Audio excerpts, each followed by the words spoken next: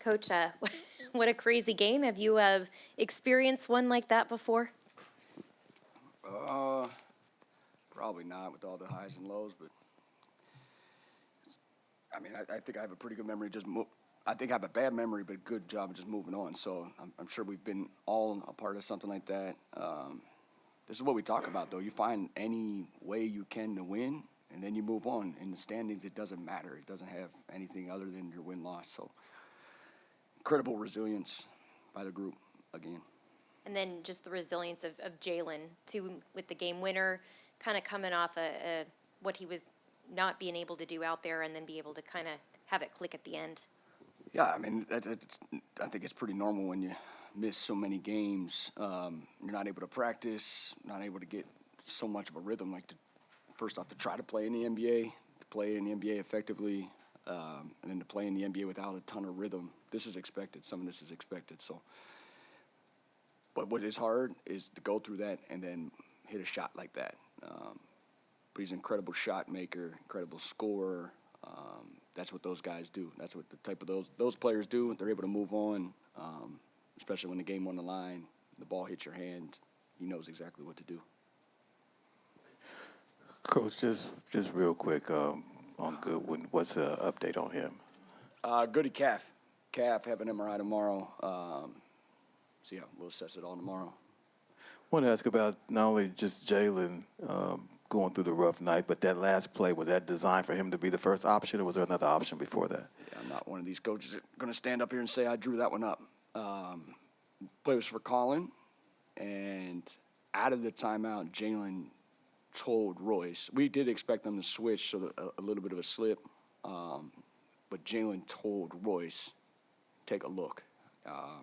And Royce, to his credit, read the play pretty quick for Colin, and then was able to get it to Jay.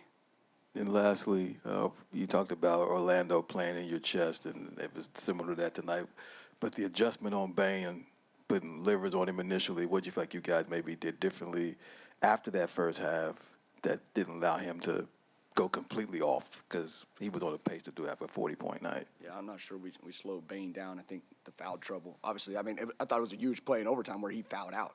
And I obviously thought, going back, it was a tough play. Jalen's been out a long time, airborne shooter, tough play, but it ended up not being great for them at the end of the day. So I thought our defense on Banchero, I thought Royce's defense on Banchero, especially after Dylan left, his ability to play 45 minutes against a guy like that, who's super physical, and he's significantly taller than Royce. I thought Royce's defense, and I thought Mark, and also coming from that second defender at the rim to help at times, was super helpful.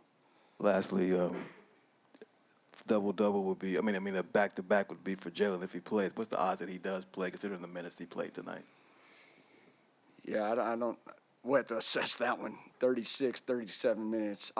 What happens at the end of the game is it slows down so much. So that's why it's a competitive set of minutes where it's a range of minutes that we're aiming for. But we all also let it up to the athlete, how he feels. We're actually out there reading the game. How slow is it? With the early game, it helps a little bit. But still, we're talking about a back-to-back coming off of that. We'll just assess them tomorrow. Coach, looking at looking at Royce O'Neal first, I know we talk a lot about some of the connective things he does. He talked about him guarding Banchero once Dylan got hurt. That importance that he has, we talked about his screening as well, but as the inbounder for you, how integral is that to have someone that you trust to make the right read in those moments? Yeah, massive. When you're in the league so many different years, that's something that you talk about a lot in the game. Who is your passer? It's not something we have to talk about. I thought even the pass to Grayson full court, he just does it. So it does allow us to draw some stuff up that other teams probably can't, because they don't have a guy like that.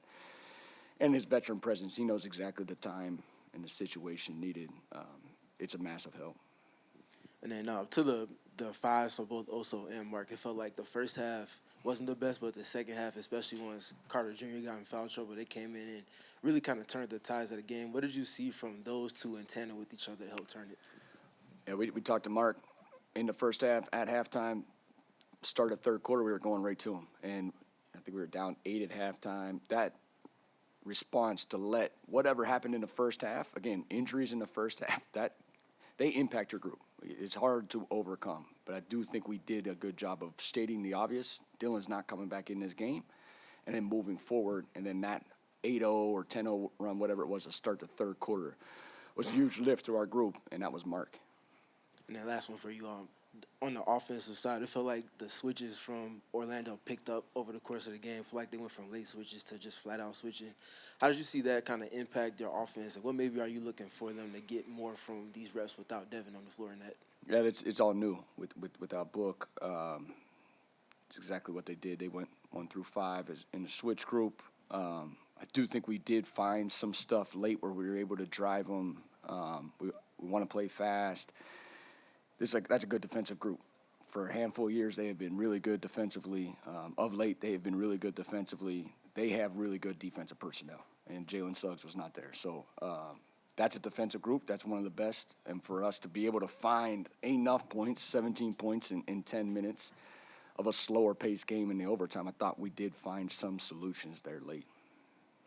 Coach, when a game goes back and forth like this and when the shots aren't falling like they were, what kind of goes into having the mental resolve to not let the discouragement settle in and just sort of keep moving on to the next play?